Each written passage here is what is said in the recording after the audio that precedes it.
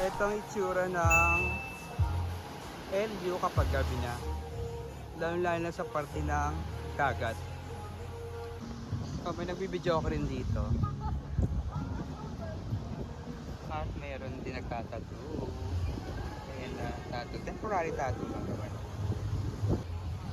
Ito, nung pupunta ko dito, ano pa yan? May graffiti. Graffiti? Yeah. Ayan o, Slash Daddy, La Union. What? Ano kaya ito? I know.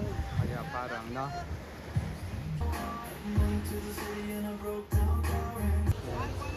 So, ingat-ingat lang. Baka malaglag kayo dyan sa bato. Matutulis yung mga bato. Kasi hindi siya maliwanag. Hello. Hello, Mama. Kamusta? Buti na lang may mga tulay na dito. So buhay na buhay din niya ang LU paggabi. Marami rin bukas sa tindahan.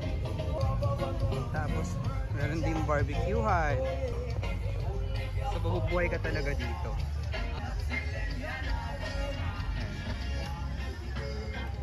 May mga fruit shake din na tinda.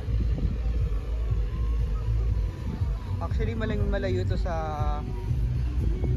last time na napumunta ako sa La Union.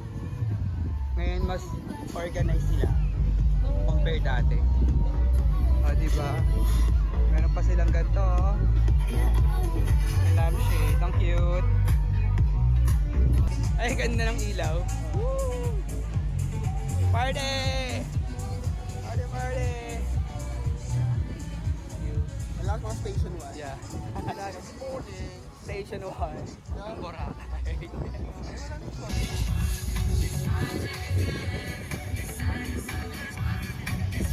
So, aside sa tao, syempre, pwede rin nyo isama yung mga alaga nyong aso, mga fur babies nyo. Ang cute nila. Ayun no, sayo nito. So, bakit kaya madilim dito sa part na to, no? Wala siyang ilaw. Pero marami pa rin mga naglalakad. Tapos tayo ng ano dito, Skinita. So, tingnan natin kung anong mapupuntahan natin dito. So, usually hindi ka naman maliligaw dito kasi parang may isa siyang lugar or road na dapat mong alamin, which is yung Orbis Tondo Road. Yeah. Oh, may nagbibidyo ako din dito. Ah, you know, cute. Sa bahay. Yeah. Pwede pala yan dito. Bahay na ginawa nilang restaurant na. Para sa Boracay. Kasi national road to. National. Nakakatakot. Sa atin din naman, dun din naman may national road, yung main road ng tao. So meron din yung coffee shop, unlimited wings, and pork belly strips. Oh, may alegria din dito. Inside Mona Lisa and Mang Jose Lechon Inasal. Inasal talaga, letter Z. Ang laki ng pinagbago ng lugar kasi marami ng establishment. May ATM na rin dito. So kung sino gusto magpapalit ng La Union dollar.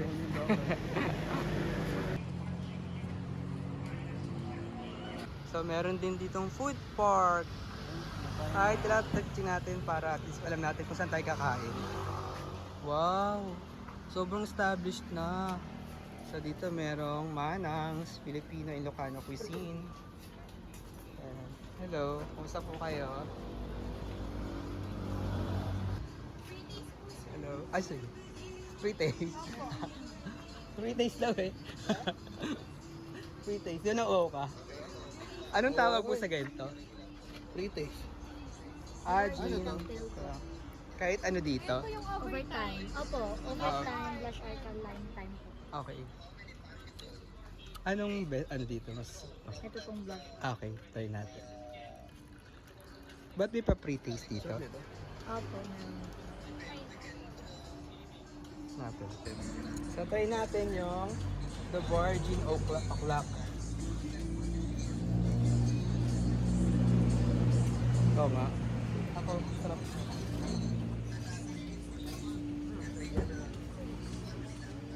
masarap. Hello sila. Hello kayo sa vlog. So guys, ito, aside sa free taste, syempre pag nagustuhan nyo, diretso lang kayo dito sa anong establishment to? At ito rin pangalan ng bar. Beach Bomb. So ito ang Beach Bomb. Yan. 580 lang yung isang tall na to. Little Soul naman. Ayan. Little Soul. So pagpapaluto ka dito, K-Street food. So yun yung mga usual na noodles na nakita rin sa Manila. Tapos meron din silang ice coffee tsaka ice cream. Kasama ka ba namin yung nag-QC Ito, ang cute to. May Sangyup Anli rice bowl din sila. Reasonable naman yung price. 190, 200, 200, 150. So dito naman, may mga Filipino food. Mura din yung mga pagkain. Siya maganda dito tahimik. Tapos may mga upuan na rin tsaka lamesa. So meron din ditong steak series. Ito rin yung nagbago. Dati wala to. Ay, nakabay mo siya. Lakbay musika. So meron din bilhan ng souvenirs, mga t-shirt or damit. Mga pasalubong, ito dito. At kung gusto nyo naman mailagay sa lutong bahay, dito kayo. Ngayon yung kanilang mga meals. Mura mura yun, diba? Pwede na. Pwede mga ulam. Medyo paubos na kasi, gabi na eh. So meron yung pork fan. So, meron ditong Elio Inasal.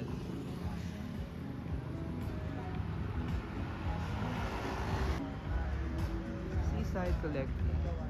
Mga souvenirs din. So, aside sa mga pagkain, mga restos, meron din dito mga souvenir shops. Elio! Ang layo pala na nalakad natin. So, nakarating na tayo sa lugar kung saan tayo nag-check-in sa Silong LU. Ayan, Silong LU. Ayan, so ang pinakasikat na 7-Eleven sa LU or San Juan. Yeah, okay. Pwede kayong papalit yun ng La Union Dollar. So ito lang yung aming place sa Silong. I mean, yan yung palatandaan. Tapos pasok lang tayo dyan. Maraming mga transient dyan. Tsaka, or mga hotel. Actually yan yung mga nandyan, yan, mga pwedeng magstay dyan. Tuloy na tayo, oh my god! Pero syempre guys, ano lang kayo dito, dahan-dahan. Mag-ingat din sa pagtawid. Saan yung lawak? Iconic tong tagpuan na to, di ba? Maraming nagpapapicture dyan.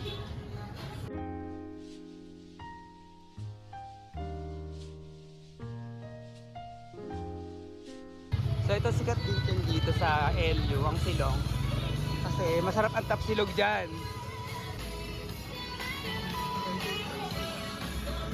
Yan ang price. So ito ang herb and Wala spice. yung parang buko. So meron silang itong herbs and spice. So original recipe seafood. Dami Magkano? Ito sa atin.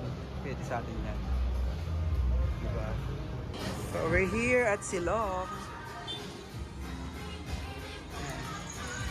So usually ang kanilang mga meal dito ay mga silog.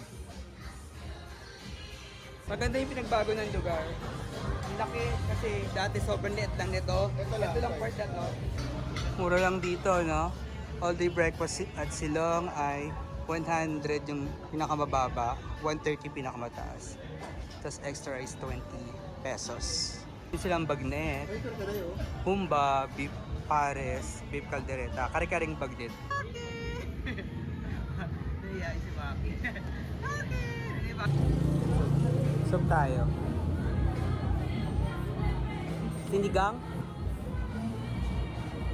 Sarap. So ito order namin. Beef pares, baksilog, pork chop. Yan. Mura na yan. 100 plus lang yan. So ito, start na tayo kumain ng ating dinner. Beef pares for 120 pesos. Ang tender ng beef. Ganito na ba sila lagi? Hindi ko matandaan na ganito na ba yung ano? Palit talaga maliit sila? Ah, okay. So noon pala kawali na pala sila yung ginagamit nila. Ang labot ng beef, tapos tamang-tama na yung alat. Walang pork chop.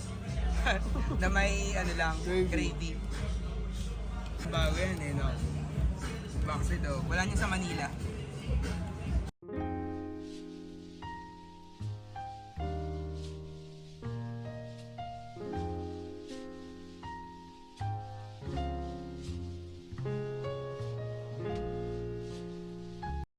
Oh! Sarap, no? The best. Best way to start your LU. Dito sa Silong. So dito, ligo guys, ha? Talaga? Bebe! Bawal sushi? Ayun, bebe. Maki, oh. Chick. Chick ba yan? So, ito yung schedule namin.